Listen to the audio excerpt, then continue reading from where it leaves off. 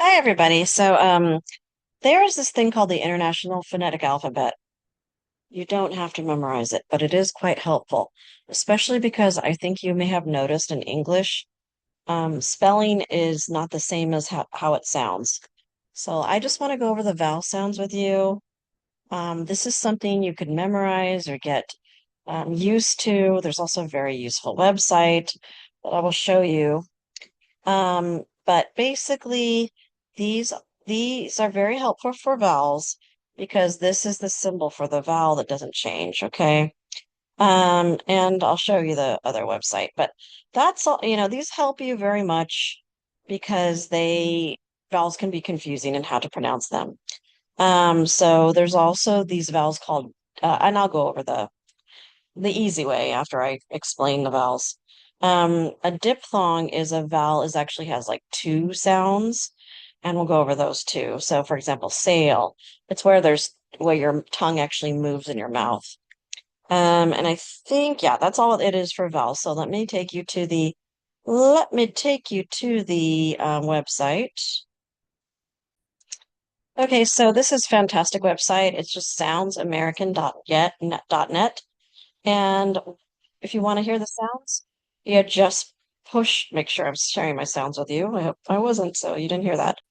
All you have to do is push on this E, and you hear it. It's fantastic. Here's the schwa. uh, And my best students spend hours and hours and hours on this, and they actually memorize the vowels just so it's easier for them to understand the symbols.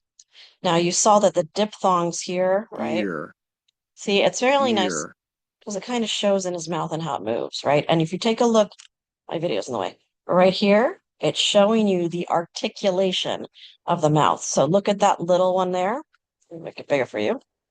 And if, for example, let's look at the schwa, Uh, right? So it's showing you the position. That's a tongue of your tongue in your mouth and how it's like not touching your teeth. So that really helps if you feel like you can't make the sound. You can now know how to do it with this. So here's the other ire, higher, so this is fantastic. Practice it all you want until you get it all down. ah, Especially people have a lot of trouble. Even myself, this took me a lot of time to understand. But even if you listen to uh, and uh, do you hear a difference? So the thing is you should be able to differentiate between the different sounds, especially the vowel sounds, and this could help you. Now, these ones are consonant sounds, so people usually don't have trouble with those, but some do. So you could just practice. So I know a hard one for some people is this one here. It's called the theta, and it's like, right, right. So there you can listen and practice to that with that. Okay, so I'm going to push pause and get you back to our handout. Okay, let's go back to the slideshow. So I'll make another video where we go through each one of these. This is just an overall thing because what I really want to go over with you is just use the dictionary, okay? And there's a lot of options, but my favorite is Longman Dictionary, just great. So, for example, if you wanted to look up a word, um, for example, one of our word is inappropriate or appropriate, just type it in there, and it gives you the pronunciation. Inappropriate. Oh, that's the British, sorry, the American. Inappropriate. All right, so red is British, blue is American, Inappropriate. gives you all the syllables, tells you where the stresses are. The one on top is primary stress, the one on the bottom is secondary stress. Just worry about the primary stress. Inappropriate, you hear that? And then you don't have to memorize anything, but Inappropriate. you can memorize the overall pronunciation. I also really like this because it gives you example sentences. His comments were wholly inappropriate on such a solemn occasion. Okay. Then sometimes that's like, what does this mean? What does that mean? So you can spend a lot of time in the dictionary.